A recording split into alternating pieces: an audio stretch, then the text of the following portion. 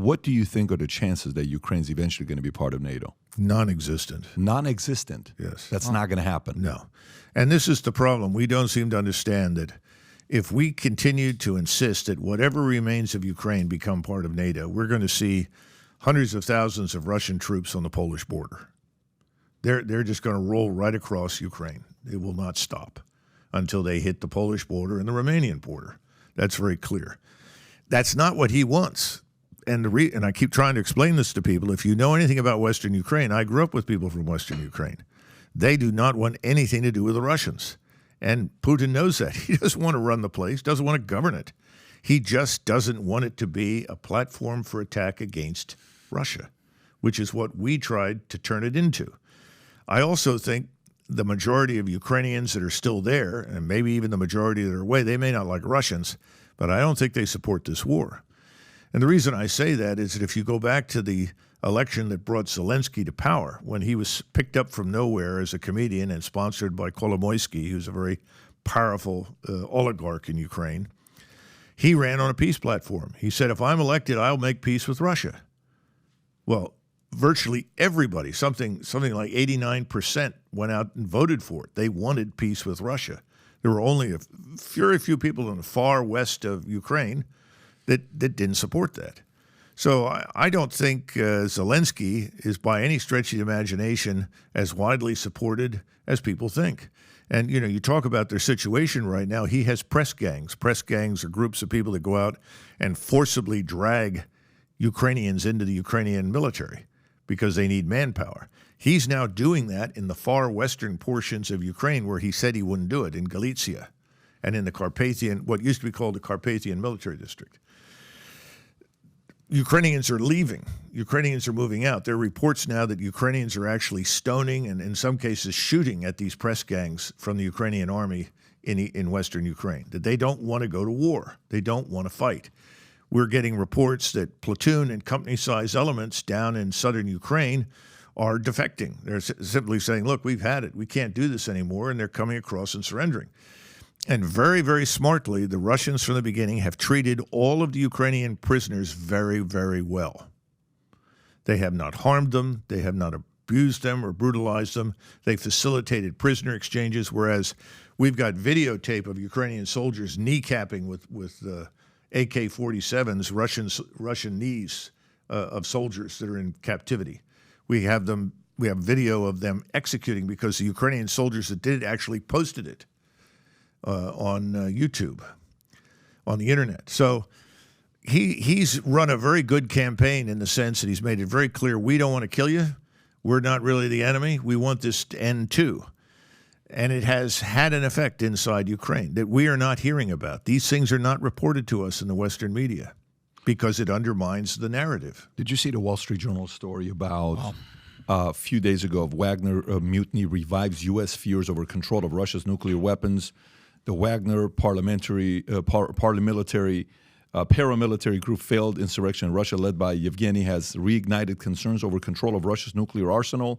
As U.S. Secretary of State Anthony Blinken put it, anytime you have a major country like Russia that has signs of instability, that's something of concern. Despite these tensions, U.S. officials stated that they detected no irregular activities or changes in alert levels related to Russia's nuclear forces. Is that a real threat, or is that just a, story to exaggerate what's really going on to put fear in the American people? Absolutely. Second one. Yes, absolutely.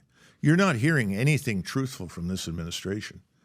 And the media is conspiring with the administration to misinform the public. It's simple truth. The same thing's happening in Western Europe. Nobody is being told the truth. The only way to get the truth is to talk to people who are over there on the ground. Fortunately, I have some people who are willing to do that and pass me information.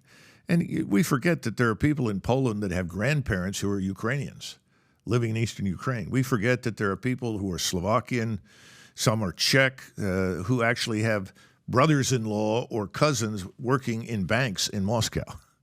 In other words, there are people over there that are telling the truth. Yeah.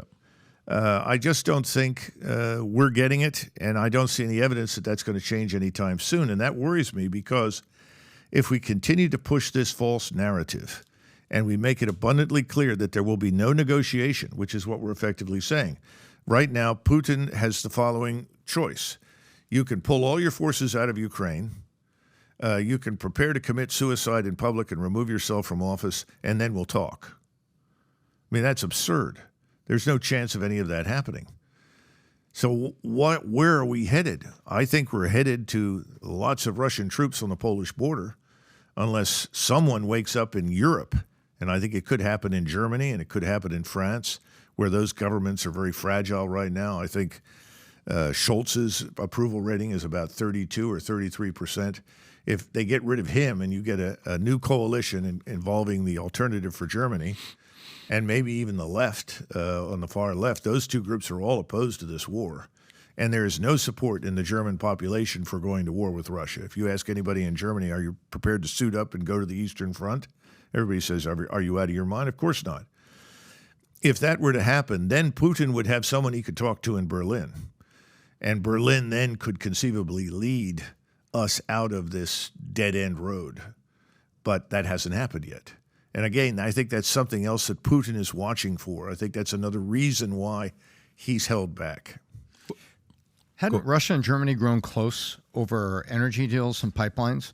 And there was this, wasn't there a story narrative that thanks to the Russians turning off the pipeline as part of the Ukraine conflict, these poor Germans are going to be freezing in the winter.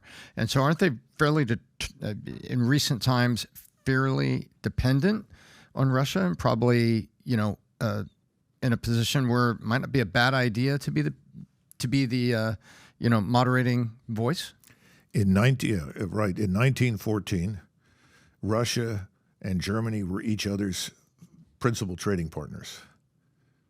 In other words, when the war broke out, they were already each other's principal trading partners. Interestingly enough, the British were entirely dependent on the optics industry in Germany for all of its military applications. Wow. These things happen. Sometimes dumb ideas become policy without anybody consulting on the wisdom of doing something. In 1941, Russia and Germany were each other's principal trading partners. Germany could not have launched any offensive in the West in 1940 without copious amounts of steel and coal and iron and oil and gas and so forth from Russia. Impossible. Grain poured into Germany. In other words, this is a symbiotic relationship that's been there for a long time. This existed between Prussia and Russia, and the Prussians were always pro-Russian as a result and worked to avoid any conflict. This was Bismarck's argument. The Austrians were less open-minded, but they too sort of shut up and colored because they weren't in a position to do much. My point is, this is a natural relationship. It benefits both sides. We have looked at this and said this is evil and bad because this makes Germany dependent upon Russia. But we forget that Russia was also dependent upon Germany. And what happened in 1941 in July that changed everything? It's called Lend-Lease from the United States. We compensated Russia with everything that it had formerly been receiving from Germany: technology, steel, locomotives, you name it, all the resources. Aluminum, all the precious metals, everything that the communists in Moscow needed to survive the German assault, we started providing immediately in July 1941, and we were not even part of the war. It was illegal, and FDR did that. Now, I'm not here to debate the wisdom of that. That's another subject, but my point is Russia also is dependent on Germany, just as Germany has been dependent on Russia.